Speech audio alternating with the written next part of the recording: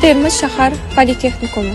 Bugungi kunda mehnat bozori, mutaxassislar, amaliy ko'nikmaga ega, zamonaviy kasblarni puxta egallagan yosh kadrlarga ehtiyoj sezmoqda.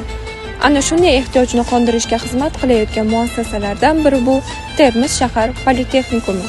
Bu yerda 2025-2026 o'quv yili uchun 10 dan ortiq yo'nalish bo'yicha o'quvchilar qabul qilinmoqda.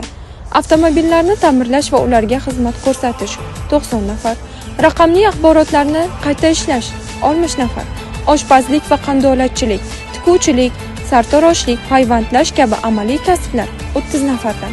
Moliya va buxgalteriya yo'nalishlari 11-sinf bitiruvchilari uchun alohida hajmda, shuningdek, oshpaz qandolatchilik dual ta'lim asosida ham o'rgatiladi. Har bir yo'nalish uchun zamonaviy o'quv xonalari, amaliyot laboratoriyalari, tajribali ustozlar va qulay o'quv muhiti mavjud. O'quvchilar nafaqat nazariy bilim oladilar, balki o'z kasbini joyida, amalda ham o'rganadilar. Politexnikumda shuningdek, keng sport zal, turli ko'rik-tanlovlar orqali iqtidorli yoshlar aniqlanadi va rag'batlantiriladi.